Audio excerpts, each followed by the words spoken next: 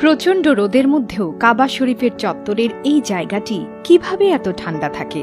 হজে গিয়ে খালি পায়ে তাওয়াফ করার সময় প্রায় সবার মধ্যে এই প্রশ্নটি তৈরি হয়। আরবের প্রচণ্ড গরমে সরাসরি সূর্যের তাপে কিভাবে এই জায়গায় এত শীতল থাকে, সে প্রশ্নের উত্তর লুকিয়ে আছে এখানে বিছানো মার্বেল পাথরের মধ্যে। কাবা শরীফের চত্বরে বিছানো আছে পৃথিবীর একমাত্র বিশেষ বৈশিষ্ট্যধারী এমন মার্বেল পাথর, যা কেবল পাওয়া যেত গ্রিসের একটি পাহাড়ে। পুরো বিষয়টির পেছনে লুকিয়ে আছে অত্যন্ত আকর্ষণীয় একটি ঘটনা।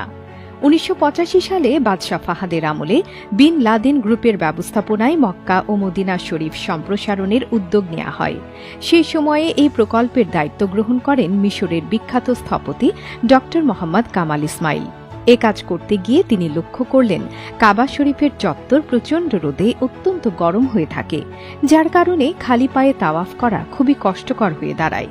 অনেক খোঁজাখুঁজি করে আশ্চর্য এক সমাধান বের করলেন স্থপতি ড. কামাল ইসমাইল। অনুসন্ধান চালিয়ে ইউরোপের দেশ গ্রিসে মার্বেল পাথরের ছোট্ট একটি পাহাড় তিনি আবিষ্কার করলেন।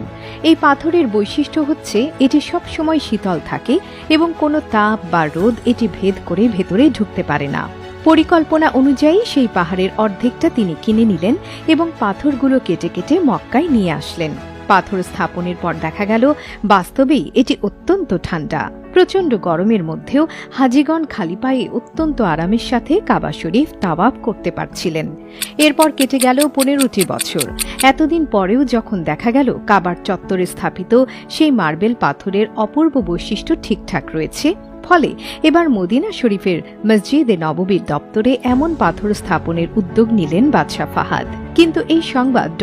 কামালকে জানানো হলে তিনি হাই হাই করতে লাগলেন, কারণ ওই বিশেষ ধরনের মার্বেল কেবল গ্রিসের ওই ছোট্ট পাহাড় বাদে গোটা পৃথিবীর কোথাও পাওয়া যায় না, এবং সেখানে যতটুকু ছিল তার অর্ধেক ইতোমধ্যেই কিনে মক্কার হারাম শরীফে লাগানো হয়েছে।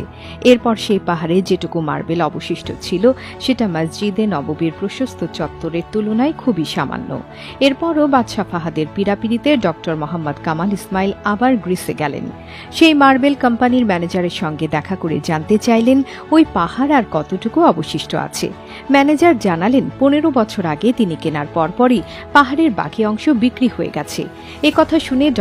কামাল এতটাই বিমর্ষ হলেন যে তার হাতে থাকা কফি পর্যন্ত শেষ করতে পারলেন না, এবং পরদিনই তিনি মক্কায় ফিরে যাওয়ার সিদ্ধান্ত নিলেন।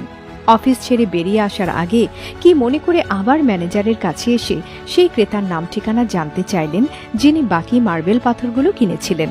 যদিও এটা অনেক দুরূহ কাজ, তবু কামালের বারবার অনুরোধে ম্যানেজার পুরনো রেকর্ড চেক করে জানাবে বলে কথা দিল। বেরিয়ে আসার সময় কামাল মনে মনে ভাবছিলেন, পাহাড়ের বাকি পাথর কে নিয়ে গেছে? 15 বছর পরে এখন সেটা জেনেই বা কি লাভ হবে? পরদিন এয়ারপোর্টের উদ্দেশ্যে যাত্রা হওয়ার আগেই ম্যানেজার ফোন করে জানালো সে তার নাম ঠিকানা পাওয়া গেছে।